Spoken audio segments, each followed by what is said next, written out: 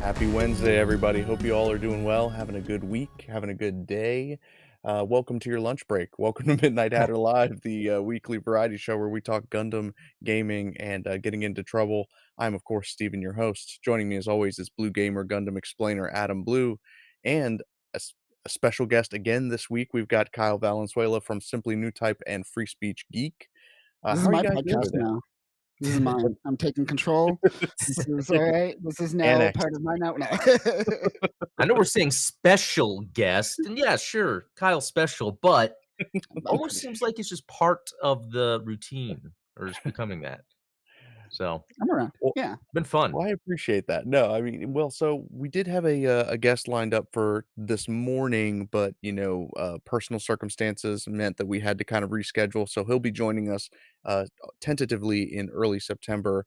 But I thought that we have a backup topic here, and we have someone who is a friend of the channel and also pretty much an expert on like right to repair and this type of topic.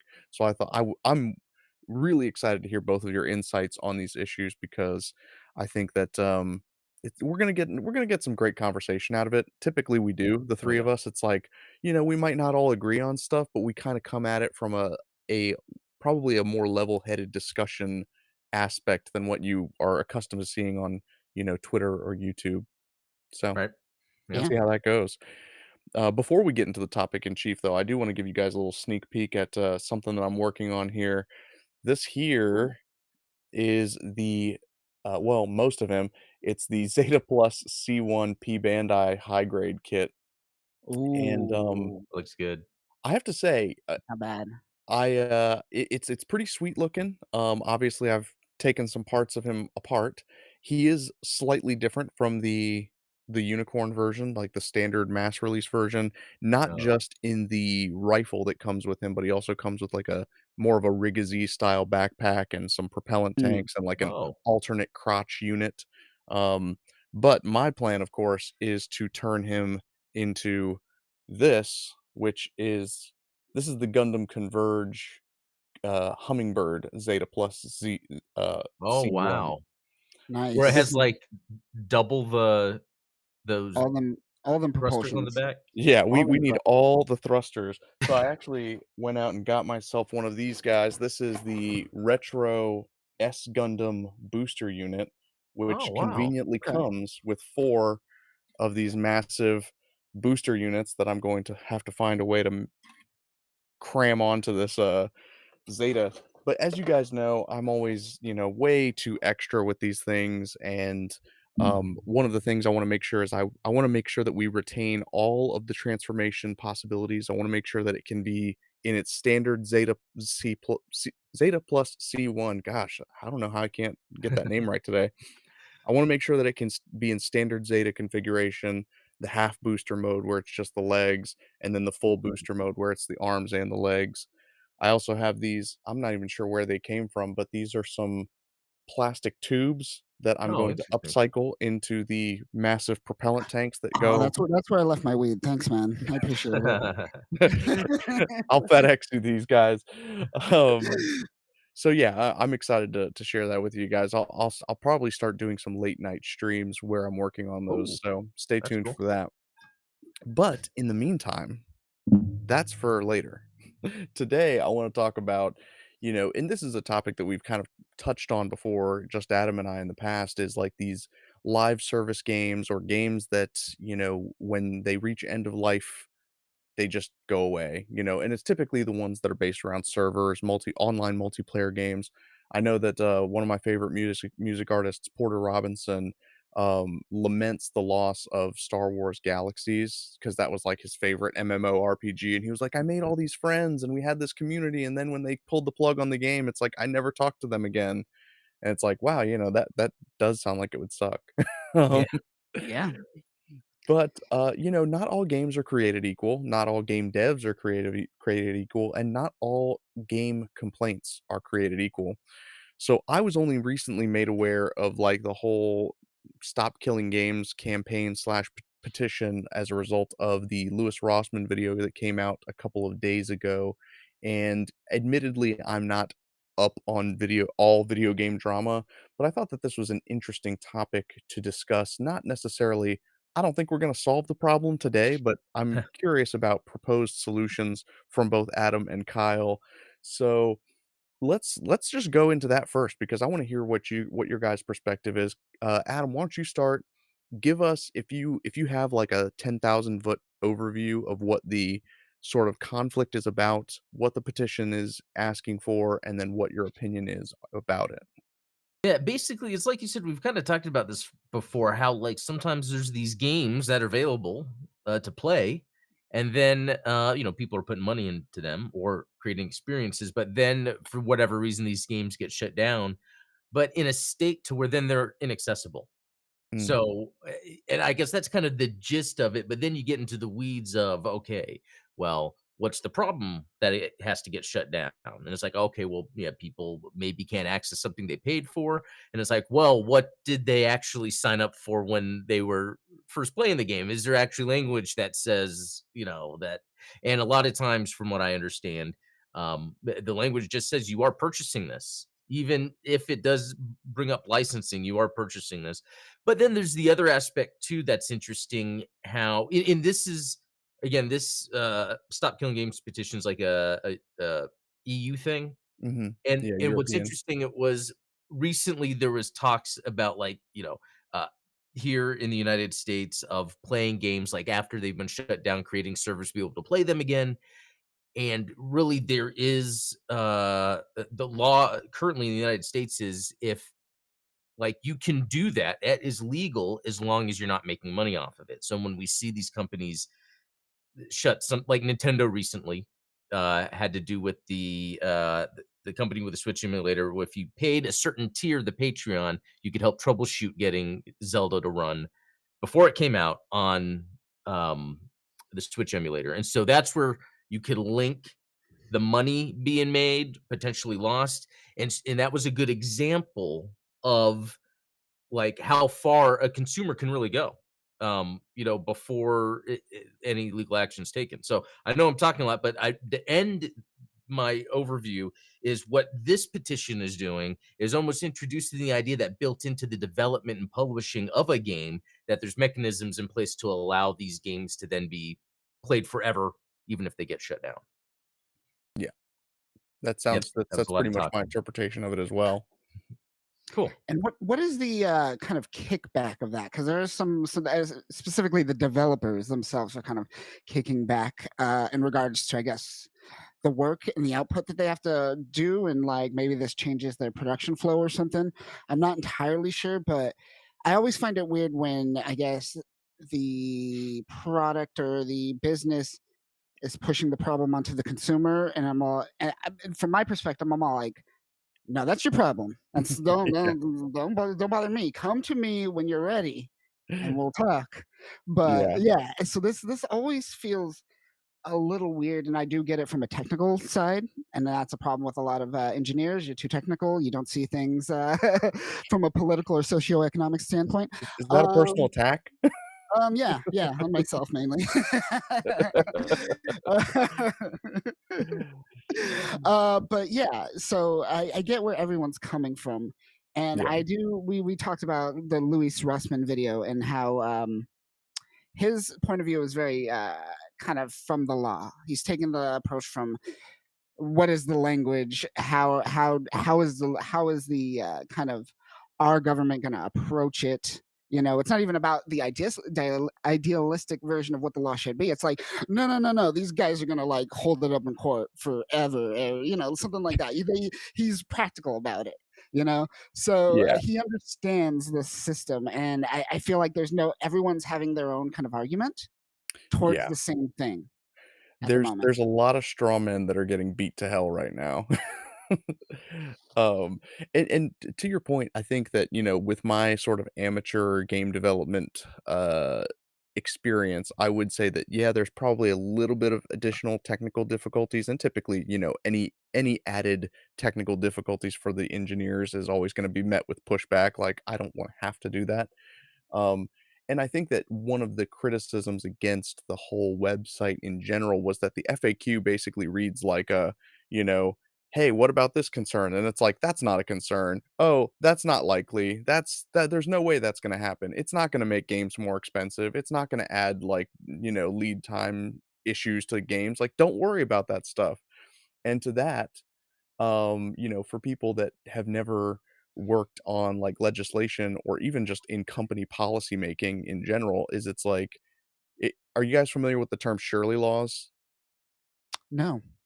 So it's when a law gets passed that's like, "Oh, surely they would never use that law to enforce against this person." Oh, So, yeah. like, for instance, remember when a couple years ago, the US, IRS was like, "Hey, we're gonna start, if you make $600 on any platform," and this is relevant to the 3 of us because we're content creators that also have full-time jobs. If you make $600 a year on any given platform, whether it's Patreon, whether it's YouTube ads or what have you, you know, you have to report that to the IRS or else we're gonna come audit you. And it's like, well, who is that? Is that supposed to stop the billionaires that are stealing tons of money? Or is that supposed to like punish guys like me and Adam that, it's like Oh, it's like surely they wouldn't bring down the full force of the IRS on a guy like Adam, right? Surely so they wouldn't. no, good point. Good point. So 2 things from that. The first being about the extra work it takes on a game or whatever. I just look at games that have already solved this. There was this Yes. free-to-play Mega Man game I learned from Autonomous recently that once it was done making money or they were ready to close it, then they just made it offline that you could play. There's a Exactly. and that's one example of one game. Then there's an example of a different type of game, a live service game called Redfall that actually did financially horribly. So it didn't I'm make glad you money, brought up yet they Redfall. had the resources to like, well, it didn't do great. We're just gonna make this an offline game, so you don't have to worry about being online. And they did it, and it worked. Another example that's close to me, Castlevania: Grimoire of Souls was a mobile game, and I purposely avoided it because I was like, "What?" A mobile ended up being pretty good, but it's because they came out with a version on Apple Arcade that they were able to remove all of the The those network free-to-play requirement. microtransaction stuff. Yeah, So then it's the Mm. game with all of its stuff, but I was able to play it. So that's the aspect of, is it possible to be done? Yes. The other yeah, aspect, the regulatory compliance. So working in security, IT security, it's very interesting how there's these things where this company that does this sort of service needs to meet this regulatory requirement to the point to where if it's not met, it could be that no one finds out, but if it's not met, they could be sued. They can get in trouble, with the government, and a lot of it has to do with like certain sensitive data types. And it yeah, could almost be where then it's looked at as, well, maybe there is some sort of regulatory compliance standard that needs to be met where a product or service can still be accessible after its closing date. Something as broad and simple as that to require that. And then it's just as simple as if then the game doesn't allow that, then they can be sued or yeah. maybe the source code is then able to be, or I don't know. So, Yeah, no, I'll I let I'm you don't guys. glad understand. I'm Oh, I glad that was you gonna brought say up those oh, go examples. ahead. My Sorry. bad. Well, I'm glad that you brought up those examples because there's different types of games that solve this problem already. Like we've played Senki 0081 online. We've played Dynasty Oh, yeah. Warriors Gundam Reborn. These are games that don't require servers and support from the developers to continue to be available online multiplayer. I know that the example that's brought up in the particular campaign is The Crew, which that's a slightly different situation because there was an initial investment made and it's like there's a campaign mode that you should be able to play without Yeah. accessing a network, right? And then you have completely free to play or live service games that the server is required for the support of it. And so I guess where I would delineate is like what problem are we solving for? Are we solving for the issue that customers are not able to play these games, or are we solving for the issue that customers can be held legally responsible if they continue fan games? And the reason I bring that up is because, Adam, you mentioned that this was just a few weeks ago, or maybe a few months ago, that after the termination of Gundam Evolution, fans of that Oh, yeah. game worked to revive it. Now, in most cases, that doesn't get punished, but, you know, Sometimes you have snitches out there that try to report, fan, revival projects to the developers, or they try to, or the developers just get wind of it and then try to, like, shut these things down, and I Yeah. think that, what you're talking about is a regulatory solution for what is a regulatory problem, and it's created by the idea of, like, IP and copyright, which is like, if if a company stops supporting a game that they created, that they have, servers to maintain, then that should be classified as abandonware, and they should have no Yeah. legal claim to anybody that wants to pick that up, whether it's an individual or another company. Like, And that is actually the case in the US, yeah, which is cool. It makes sense. And so I guess the idea then with this petition is let's go deeper, yeah, let and so and it's funny because for me, I'm fine with the idea of, okay, they wanna close it down, but if we wanna modify it, we can. I mhm, never really thought about that thought of, like, yeah, what if we propose legislation for that? mhm, Just to make it a standard, and I wonder if it can be reasonable. Like, it's let's say architecture of operating systems move, uh, far beyond what an executable now, would be able to launch on, and it's like, okay, they're not expected to make it where modern systems you would have to actually have the old system to run it, yeah, I think you could be reasonable, where sure. it's not like, for sure, no matter what, at any time, I should be able to access this. Yeah. Now, Kyle, what were you, gonna say earlier? And also, what's your kind of stance on this issue? Well, I was just going to say that you don't understand. They sent out a heartfelt email saying that they were sorry and that they are trying to do better. So I think that's enough for forgive. No, but that's the problem, right? That's what they're doing. They're just like, we apologize, we care in the security of your nonsense, whatever. They don't care. They don't care. No, They're just the trying to get can past the can do PR that. of it all. And it's interesting. On the one hand, we live in the U.S., so this isn't a problem for us. Maybe it's because we have the Digital Millennium Copyright Act. We have the ability to remix and do stuff, but others might not. In other places of the world, they might not be able to. I know Japan, you can't do nothing with this Yeah. stuff. Like, I first time I went to Japan, I didn't even realize I was all like, "Oh shit, I have all my ROMs. Yeah, I'm a criminal in Japan. Hell yeah." But seriously, yeah, they would if they actually did find out, they would probably have done something. Um, so they do crack down on it, and I'm wondering, like, it really isn't a problem for the US. We'll find a way, and even if you're not illegally allowed to make money off of it, we're gonna make money off of it. Like, people are going to find a Yeah. way. So I don't have a problem more or less with what's going on here. There are some other We countries that are continue. making big money off of ROM development and hardware You're not sales that wrong. Yeah, there's a lot of that, like, hackery going on as well.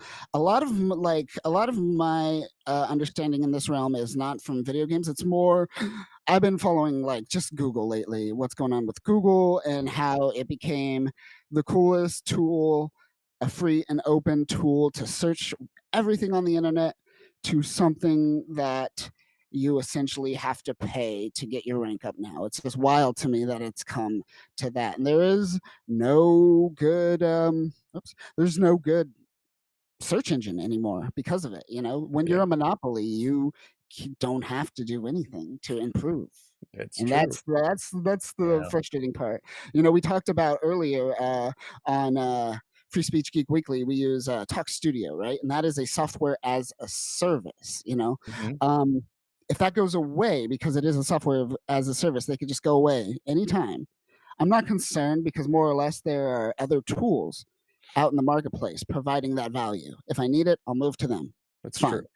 Uh, when it comes to Google, there's no other option. When it comes to YouTube, there is no I other am option I am so at glad all. you brought up the, example of Google and the idea of monopolies, because that is something that I wanted to bring up when it comes to enforcing these types of regulations, because generally speaking, I think that you should be wary of anyone who works in a particular industry who is advocating for regulation on that industry.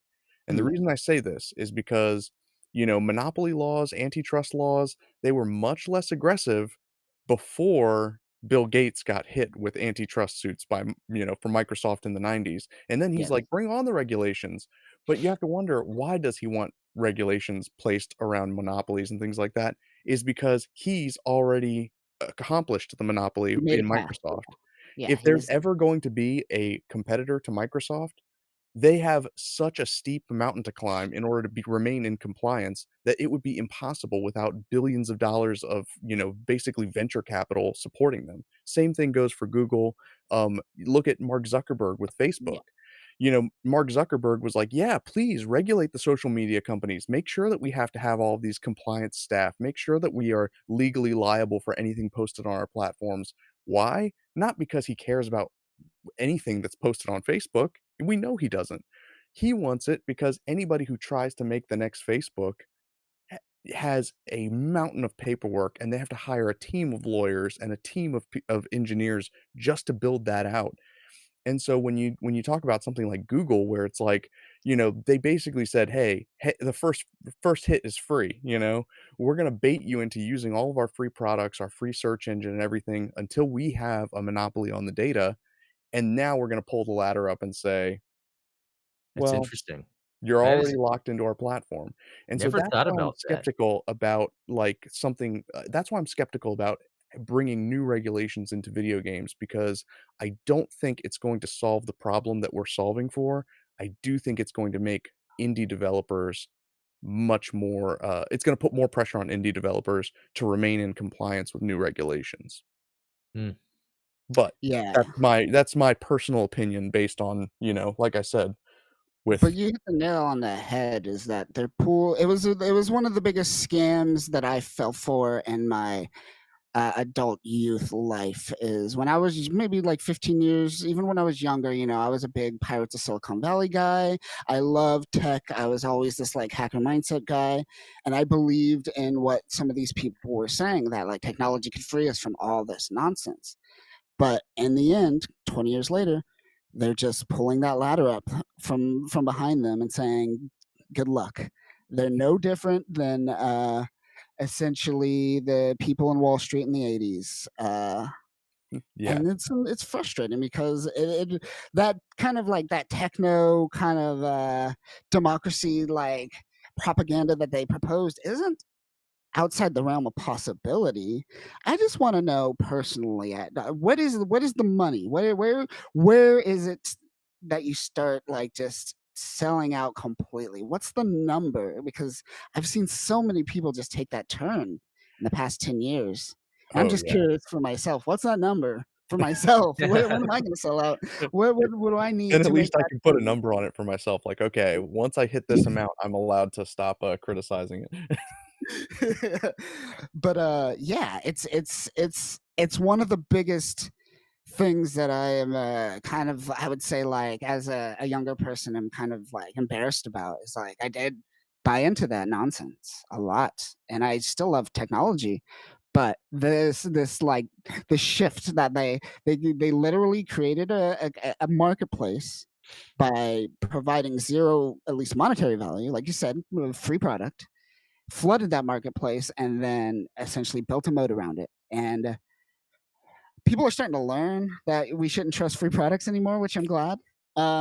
Yeah. So I don't think that's going to happen as much, in the future. Me personally, I love to buy things. I trust a purchase more so than someone's like, "No, let's just take it." I'm like, hmm, what are your Well, true motives? What are your true and there's intentions? there's definitely some exceptions to the rules, like OBS Yeah. for one being open source. Obviously, people have made lots of money off of the OBS platform. Blender being another great one, completely Mhm. funded by, contributions, and they have continued to push innovation um, without charging people, which is amazing, so, Yeah, that's eh like the crowdsourcing aspect of it, which you see for these live service games to get shut down, stay alive because of the crowdsourcing aspect. So yeah. part of what makes something successful, it has to do with the community around it, keeping it there. Um, Yeah, and it depends on the community, right? Like you mentioned, Blender is amazing and it's open source, right? But look at GIMP, the free open source alternative to Photoshop. Yeah. Been around for 20 years. Sucks. will never be good. It's never going to get there, no matter what. So I think it definitely depends on the community who drives it too. Uh, GIMP has everything that Photoshop has. Terrible user interface. I don't know how people use it. Piloting an F-16 is easier than using GIMP. Wow. Yeah, I've tried GIMP, in the past, and I can't do it, which is it's just a shame because I'm a slave to the Adobe monopoly myself. Yeah, it almost seems like a default for me. Like it has Yeah, Adobe Cloud. pretty It's much kinda at weird. this point. Yeah, Like a cell which is phone is a default subscription, you know? true. Yeah. Kind of, yeah. So, I guess that's where, where do we need to what like I said, what's the problem that we're solving for? And, is the solution to continue to push regulations, or maybe like Adam said, is it to, just have clearer language in some of these terms and conditions? If you'll forgive like sort of a clunky analogy, it's like I imagine like imagine you're a barber and you're the only person that's legally allowed to give a crew cut. Speaking of, Adam's hair today. Nice haircut, by the way. I Thank you, forgot to thank mention that on stream. But yeah, say you're the only barber that's allowed to give someone a crew cut, and you patent it, and then you say, "Hey, I'm closing up my barber shop. You can't do it anymore." You know, a barber down the street should be allowed to just pick it up and run with it, right? Like, I yeah, I don't see any Yeah, problem with that, and I think that, yeah, that's when we think of things like copyright laws and IP, we tend to be in favor of people's creativity, and we want people to protect the ideas that are in their head. But unfortunately, I think that we've kind of gone too far in the other direction on that, where you have companies, for example, who is it that copyrighted the Nemesis system from the Shadows of Middle WB, Mordor? was it mm, Warner Brothers? Yeah. Yeah, Warner really. Brothers patenting the Nemesis system, like, as Yeah, if you're the only people that could come up with an idea for procedurally generated bad guys. yeah, All right. yeah. I feel like because imagine if Nintendo had patented the Z targeting system from Legend of Zelda: Ocarina of Time. Oh, yeah, How many games have copied that same lock-on system since then? since then.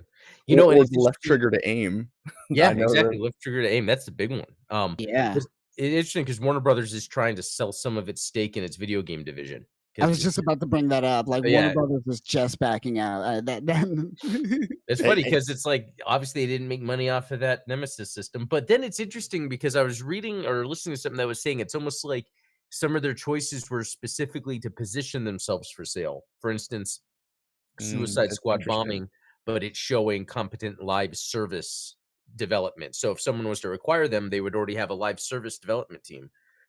Same with the reason that instead of an Injustice 3, they did a reboot of Mortal Kombat Yeah. 1 well, as yeah, positioning themselves for sale. David Zaslav is just wholesaling Warner Brothers. Like it's straight up the producers of the movie in real life. Oh, That's happening. That's Warner Brothers right now, and I'm loving it.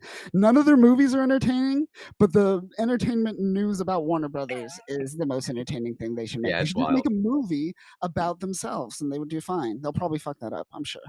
No, it'll be a Netflix miniseries for sure. Yeah, there you go. Yeah. That would One of those be HBO Max. posthumous. Oh, The Yeah, they prestige wouldn't give it to television. Netflix, let's be real. but, yeah, and I think that, I guess one of the, elephants in this room is something that Louis Rossmann said on his, video about the subject where he's like, "Do you really trust a bunch of boomers and politicians to understand the tech and the differences and the nuances behind video games and to develop regulatory bodies that can manage these things? Because like, I don't." The Yeah. the same guys that are like, "Does my phone connect to the internet?" Like, I don't know. It's kind of why more and more, like, you have to be an engineer to be a patent lawyer these days. I've noticed Yeah. that jump. Like, you go to engineering undergrad, and then you go and become a patent lawyer because you have to fundamentally be an engineer yourself to be a patent lawyer. So think about that for regulatory bodies. Same kind of thing, right? Like, they're just gonna hire some people that have no idea what they're doing at all. It'll just be more regulatory oversight, someone over flooding their budget and getting paid probably pretty well. So then they don't know what they're doing. So you don't want that. Yeah, you definitely don't want that. And yeah, what's the answer to that though? I think the answer to that is like, I guess, just a fundamental philosophical shift in people, I guess, electing non-career politicians. We need just regular people in office. We need a barber. We need a baker. We need an engineer. We need a bunch of people in office. We need a That's diverse because that's what it uh, used to be, right? Like, government. I assumed so at one point. at one Yeah. point, not everyone was a career politician. Everyone had to have, like, a job, and then they would, like, "Hey, you're really smart about, like, this particular field of public interest. How would you like to help, represent that to the government?" "Oh, I guess so. I don't know." Like, "Is there any money in it?" Yeah, Benjamin Franklin was sure he was a politician, but he was if you asked him, he'd be like, "I'm over here trying to invent electricity." I don't know. That's just a side. The government's just a side project to me, and that's kind of what it should be. Not a side project, but it should be an elected official. You're like sacrificing, I guess, 4 years of your life for this, and then you return to whatever job you had. Yeah. Ideally, how it should be. It's never going to be that way, but No, not anymore. You can't, you can't, what's the saying? Like, you can't put shit back in a horse? Oh my true. god, haven't heard that, but Well, I'm from the South. Well, no, you're in the South. You should have heard that one. kind of. I'm in, like, right by the DFW airport. It's a melting pot, always has been. I don't think I'm truly Southern. I do notice that, like, typically, it's, like, Southeast tends to be more classified as Southern than, Yeah. like, Right. Texas, New Mexico, Arizona area. But no, so, yeah, I think you're right. I think that it's a cultural shift that needs to happen, not necessarily a, regulatory one, and this is typical of what I would consider, like, gamer behavior, and I'm gonna, I guess, lump myself in with this where it's like, you know, we tend to complain about things and demand action, but then we don't change our own behaviors, to reflect that. It's like, "Oh, man, these loot boxes and these microtransactions, they're terrible, like, we hate being taken advantage of. Alright, let me just, order a few more packs of this Yeah. card on my mobile phone," and, like, "Oh, I better get a few more V-Bucks," and, Mhm. like, all that. It's like, you can't you can't ask for a solution and then contribute to the problem at the same time, right? Like, you have to take some steps. Yeah, and I think we talked about this a couple months ago in regards to Anime Expo and how it's just a mess. Everyone complains about it, but you guys keep going. You just keep going every year. True. And, And yeah, that is kind of a problem with, I'm I don't wanna be an old man yells at clouds, but I've noticed younger that's my people job. the solution to, I'm about to yell at these clouds right now. Hold my beer. I feel like if you are a working member of a corporation and you do not kind of, believe in what that corporation believes in, the solution to that problem is you quit. Um, I've noticed people protest their jobs today, which is I do not understand that concept.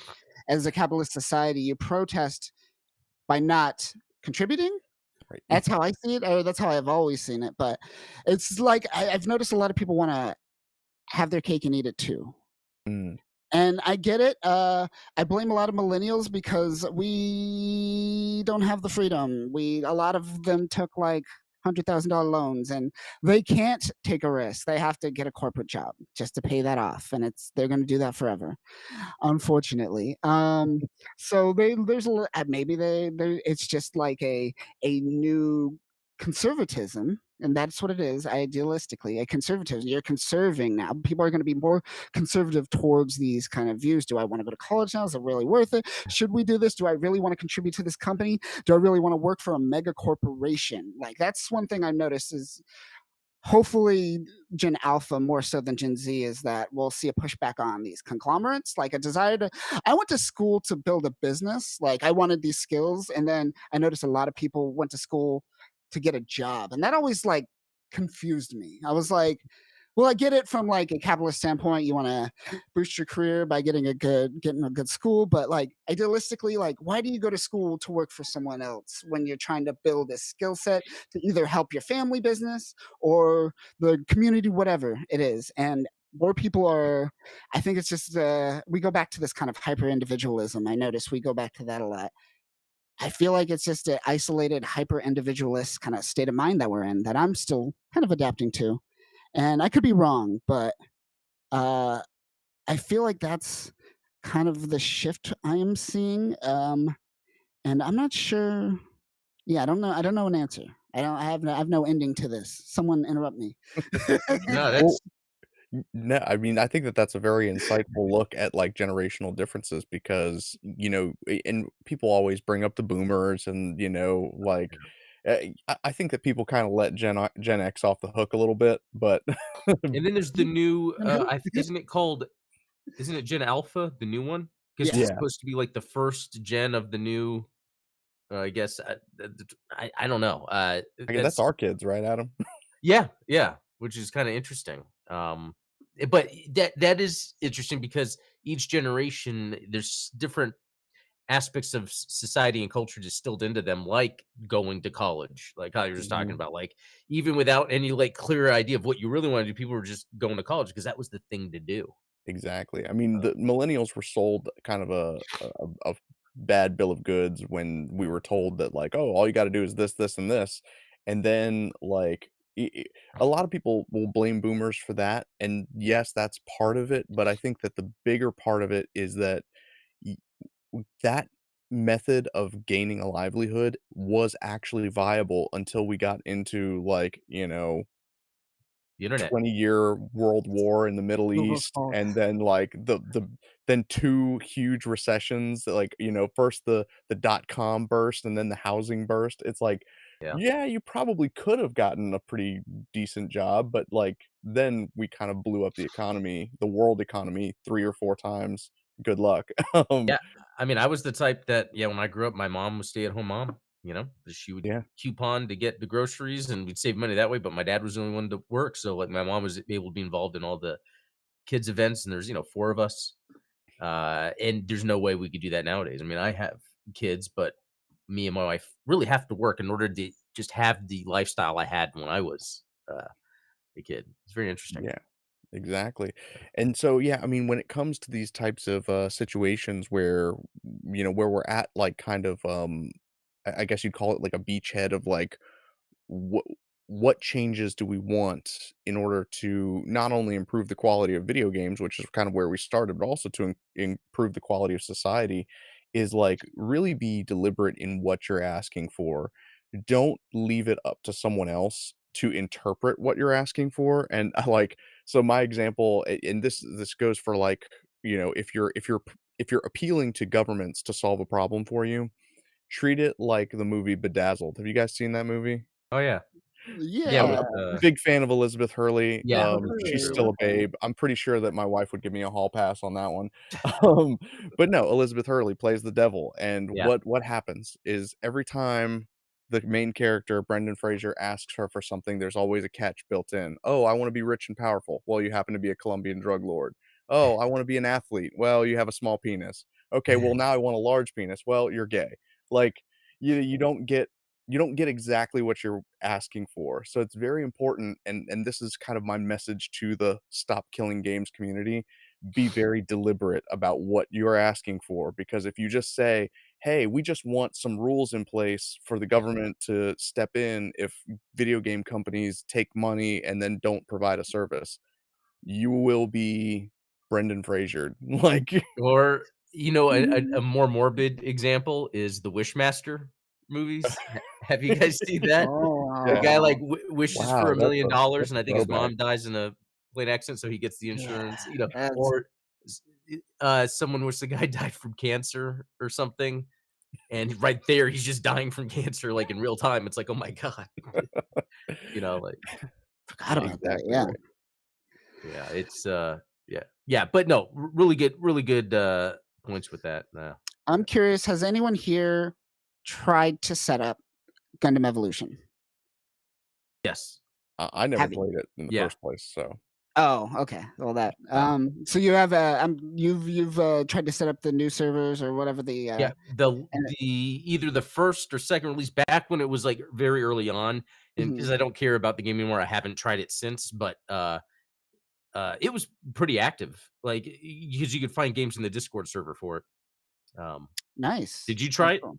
I haven't tried it yet. I want Yeah. to. Just haven't had time, and I'm a part of the Discord, and I've been just kind of Oh, peeking and seeing what's going on. So, yeah. Right. yeah, hopefully I will try. But that's a good example of what kind of the Gundam community trying to come together and make something still live, bring it back alive, which is pretty cool. And I would like to see more of that for games. And you know what? Um, Something real quick about that was very interesting. It's interesting on the inside, the people that help with, initiatives of awareness. It's like anytime something is brought up of pirating or outside of the system, it gets reported, and I found that to be very, disheartening, because it's like it's like as a fan, w why would you wanna report something like that?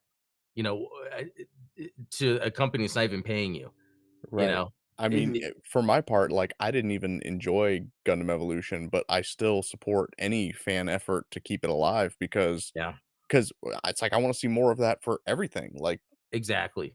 Exactly, and so that's the other interesting thing out there on the internet. You have people that have alliances, their own little, parasocial alliances, so, like, if they have, "Oh, I don't like this game or this dev, or this, or I like this so much, I Yeah. wanna be able to help defend the developer, so I'm gonna report," and it's pretty sad.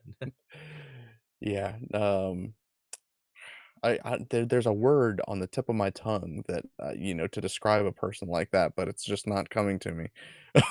Oh, yeah. Oh, the Hmm, Schadenfreude, right? hmm. The idea of, like, seeing, bad happen to other people, the enjoyment of, yeah, Oh, yeah, I don't for know if sure. that's Well, and I think that, I it's gonna be important for Gundam going Sure. forward because obviously GBO2, I think GBO2 definitely has a time limit on it, like, you yeah, know, we're approaching critical mass when it comes to, like, how much more they can get people to, spend on on tokens, so yeah. And it's interesting because that's a game where I think it has a low player count, but just due to the nature of the store, people, and it really is a good game at its core, people are willing to spend money on it, so yeah. it's kept it going, which is pretty cool. But that's interesting because that's a game that it's like I've burnt out on it. Like, Yeah. I play, games a lot, I get burnt out, I'd like to revisit it later, but that's a game that's kind of a life service game that will shut down. And so I hope when it does, it's in some way where I can, like, I talk about GBO2 like it's a museum for UC Yeah, suits. Like, I it is. love that I could just load in there, look at the different suits, the models, the lore they have, and or just go into the trading and run around just as the suit, because it's a cool part of the game. And I'd hate for that to be gone and go away. Yeah, I do wish that you could access the base camp in GBO2 without an internet connection. Yeah, that's, yeah, main place, Yeah. 'cause then you could see everything. Yeah. Yeah, because then if they ever, if and when they pull the plug, it's like basically you would just go to the matchmaking and it would just never load, or you would go to the drops and you couldn't buy a drop. But you know what's fascinating is like so for instance, I've been playing a lot of Metal Gear Solid 5 lately, and Oh, cool. they just had another like FOB event happen this year. I'm like, are people still playing this game That's funny. online? I remember seeing Interesting. that when I had loaded in recently, because I saw that there was, like, an event taking place. I'm like, "Oh, wow, this game still gets updates," and I guess so, and is that, I guess, so, Steven, it does have live service elements in a way? It's kinda like events or something for the, Yeah, because, well, and so, this is a perfect example of, like, a game that I think, obviously, if Konami had pulled the plug on MGS5 completely and said, like, "No, you can't even play the single player game," that would be kinda messed up. yeah. But, like, they even still have, like, multiplayer events going on. So it's like, I think at the very least, a game like that that you're going to pay full retail price for and has, like, a campaign mode, you should obviously be able to play Yeah. that. Like, there's no reason to stop that from occurring. I think it might be more complicated with a game like Helldivers probably, but, but yeah, I mean, I think it's crazy that they're still doing the FOB multiplayer events when they don't Well, have to. interesting about Helldivers because that's a game that you can really play by yourself. It's It it's just a is. lot harder, and so it's Yeah. like, you would think it would be that easy. They even talked about in terms of marketing how, like, sometimes people aren't interested in the game because they want a single player experience. It's like, I feel like that's a game with very little dev work. You could just have a menu where you're going through maybe a set of missions by yourself, so you're not Mhm. matchmaking or anything. But at the same time, you could play the game by yourself, but if not connected to servers or whatever, it wouldn't have what maps are available. So it's almost like they'd have to make a whole bunch available, or I'd be curious to see what happens with that game whenever it decides to shut down. Yeah. I have had since its inception in 2007 Unreal Tournament 3 installed every time I reformat. This Oh, game has impossible bots, so you can play by yourself. The bots are amazing. I've never seen bots like this. LAN support, server side support. You could create a server, run your own server, invite people, no problem. Ultra wide support in 2007. It's crazy that this supports an ultra wide monitor back in the day, and yeah, it's just amazing, and it's one of my favorite shooters still to this day. No nonsense, none of the like, yeah. the in-app purchases because it's a game from back in the day that didn't exist at the time. It's great. It's perfect. There's mods to upgrade the graphics if you want. I love it. I love it. It's the perfect shooter to me. And I think you hit the nail on the head earlier when you were talking about, like, the culture of technological advancement is, like, games that were developed in the late '90s, early 2000s were developed with, you know, permanence in mind. They weren't Yes. designed to be live service where, we just cancel it at any time, and so the idea of having, like, native server support built into a video game was like, "Well, yeah, of course, like, I don't wanna run this thing forever." And it's like, well, yeah, neither do the developers now. So Yeah. why not? Exactly. um, but yeah, as we kind of get to the end of it, I do want to address because I threw that poll in chat to see, what you guys think of the debate topic today. So I suggested like, okay, how would you solve the problem of video game end of life cycles? 17% said nothing. It's a non-issue. Don't even worry about it. 25% of folks said that there should be new laws for game devs and publishers, kind of, requiring, I guess, posthumous support, post-life support. And then 17% said repeal slash revise existing IP slash copyright laws. That was kind of the suggestion that I had come up with. And then 42%, the majority of you say yar matey. Sail the seven seas and find any means necessary to play said games. Yeah, I Yeah. think it's a mix of those 2, those top 2. It's a little bit of what are maybe some laws that could just be kind of default, just kinda like false advertising. As simple as that. When you're making a game and you say it's 6 player, but then the game comes out 4 player, be like, "Ah, well, we just said that." I mean, that's like a fundamental thing you can't do, so it could just be the Technically, same. it's six player if you have four people on the couch, six people in chairs next to the couch, and you pass the controller to them Yeah, like that's what they would Once try Upon to a explain Life. away. But and so it's almost like maybe just a fundamental log just is whenever this game is abandoned, it here's the source code or something or some sort of like client level source code or yeah, client facing where it doesn't reveal proprietary software but allows people to spin up their own servers or be a game master. But at the same time, if the game is there, you should be able to do whatever you want with it. So if it shuts down, it's like, well, I can then a group could come together if they really like the game, patch it, make it available. So Yeah. I'm a fundamental believer that the developers have the right to abandon it if they want to. Not do any support, just walk away Mhm. anytime they want to. But I Yeah. also believe in if that community is strong enough, the people will find a way. They Yeah, will find a way to revive it. So that's kind Yeah. of I my agree. incentive, which they gives both the developer kind of like they can walk away. They don't have they're not slaves to whatever they made. Um, Yeah. except for Harrison Ford. Deal with it. You're always going to be Han Solo. Um, yeah, just yeah, let it die. Let them walk away Yeah. from it. The community will build it back up. It might not be the same thing, but like the DS, right? The DS community that's like bringing it back alive and bringing the like the Mii's back alive and everything, like Yeah, with a private server. Like, if people want it, it'll happen. It'll they'll happen. figure it out. Yeah. Yeah. Yep. And again, I that's coming from a privilege of being an American who can take someone else's code and remix it. I get some places you will be a criminal if you do that. Right. True. Yeah. Well, and I think that that's probably where the line is drawn, is it's like consumer protection laws, I think, are ideal when they define or when they enshrine what people are allowed to do as opposed to telling them what they have to do, if that makes sense.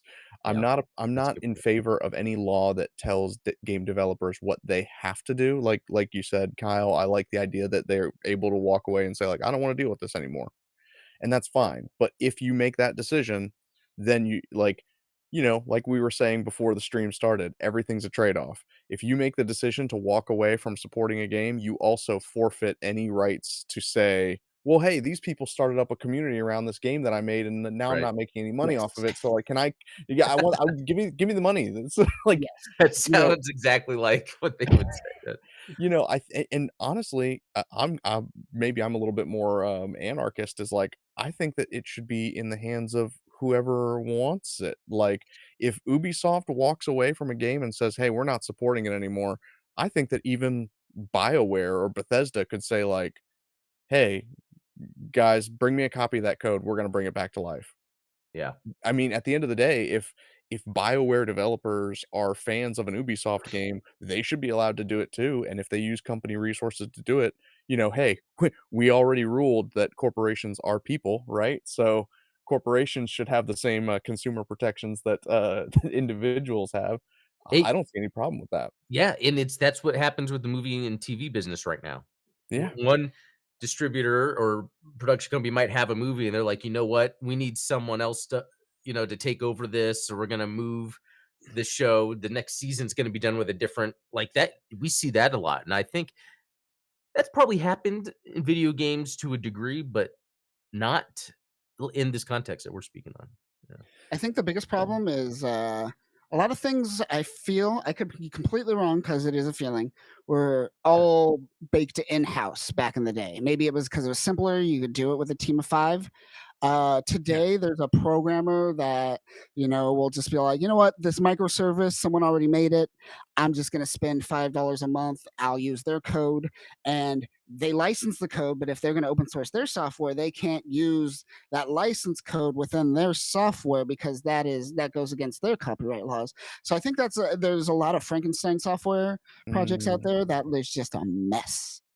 And that's that's with movies true. too, going back to movies, like, people who have certain rights, that's why certain movies aren't gonna get made because, like, they're like, Because of, like, you wanna." ILM and stuff like Yeah, that, like, yeah. if you have a contract with Industrial Light& and Magic, then well, and I guess the same thing goes for IPs, right? Like, Oh, yeah. obviously, you couldn't if Warner Brothers made the Suicide Squad game, like, you can't say, like, "Well, hey, now I'm gonna make my own Suicide Squad game using these characters that I don't have the rights to, but they did because they had negotiated that." That's a See, different, situation, I'm sure. And yeah, like and they could Marvel, argue they branding can't. in that situation too. Yeah, 'Cause they like use the character, even the game's abandonware, Harley Quinn is not, and her IP is not, so right. there's probably some loophole there that allows that to be.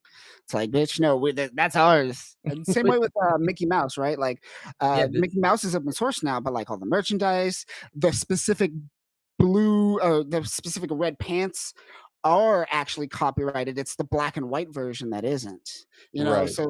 so we the Hulk do. movie from Universal, or Marvel using Hulk, right? Isn't there something that doesn't allow them to make a Hulk It standalone film? was, yeah, at a time. That's no longer the case, or is it still the case? I don't know, 'Cause then it was but like yeah, that it was Spider-Man, so that's why, like, they had to work with Sony, to Yeah. so that's interesting how these companies will be willing to work together. Yeah, they If have to, like, rent Spider-Man for the MCU. Yeah. which Yeah. is silliness. But Yeah. I mean, but that goes back to the idea that it's like, these protections that we have built in place around intellectual property are, um, they were written at a time and by people who didn't understand what they were really writing rules about. Like, Yeah. man, who would have thought that like Steamboat Willie would have become like this big movie franchise and TV like monopoly that Disney has become? Like, Right. And isn't Batman gonna be, like, by 2030 or something? oh yeah, Yeah. Wonder Woman I think is 2037. Like, Okay. there's like a whole list of characters that are going open, or public domain is the term, Yeah, right? public domain, yeah. That was Yeah. the funniest thing that I saw when Steamboat Willie became essentially copyright free. Is just people just put the Steamboat Willie short on their YouTube. They just put the whole short on, and they Oh, made wow. they made ad revenue from it. It was just Wow. interesting. Yeah. That is Yeah. interesting. I mean, honestly, that's more appealing than all of the, like, dumb, like, asset flip Steam games that are just like, "Oh, what if, Mickey Mouse was a horror monster?" It's like, "Okay," you know? But All that's right. al Here's 10 reasons why Mickey Mouse is racist. Let's do this. no, but that's actually good for preservation if people can make money off of hosting old art. So it makes Curation. people There's more yeah, inclined to do that. yeah. There's value in curation, I think. Yeah. Yeah, and I think that that's the strongest argument for keeping, archive.org around, like the Internet Yes. Archive. You have a bunch of people that are complaining that like, "Oh, my Star Wars book is on archive.org, and I'm mad about it, and you can't take this money from me." And it's like, well, you weren't making money off that book anyway. Nobody's buying it. Those old DK books, yeah. I can imagine them being like, "Oh, we need to make money off of this." Are you still relevant? Oh, so yeah, I mean, for preservation's sake, a lot of this stuff has to happen just in general. I mean, oh man, there's so many games that are just lost to time because, and Yeah. not even just like, games that are based on servers, but just like cartridges, like NES cartridges that Yep. just nobody has a copy of because, their mom Yeah. got angry one day and threw them all out. And it's not just small companies either, right? It's like Nintendo, right? The Mario game. Like maybe they do have that exists somewhere. The sequel to Mario. Have you heard of this? Like the second Mario that's supposed to utilize the that extra memory chip that was in the N64, but then they just turned it into Sunshine later, essentially, Oh, I or didn't took know the that. good Oh, things out of it and turned it into Mario Sunshine. Like that, like Nintendo has that. They like that's going, and because of how Nintendo works, they're gonna just either someone's gonna throw it away one day, because no Mm, one who works there at that time works there anymore. And they're like, yeah, what's the cartridge trash? And there goes a piece of history. That's the yeah. double-edged sword of keeping things like this locked up. And I guess for Nintendo, I guess it isn't a double-edged sword. They would rather you die than ever access it. Like that Batgirl movie. I heard I Michael like that movie. Keaton was in that, and now we're not gonna be able to see it. Yeah, that's the thing. They wrote it off as I've never well, I'm sure it happened before, but we just never had so much public Yeah. uh, attention to it. Is that once they yeah, write it off, it could legally never be shown. Someone could steal it. That's what I'm hoping. Someone steals it, Yeah. eventually puts it up, and we all get to enjoy it for free. And I hope that everyone loves it and be like, "This movie could have made $200 million." And then David Zaslav is just grumpy in his Warner Brothers office, going like,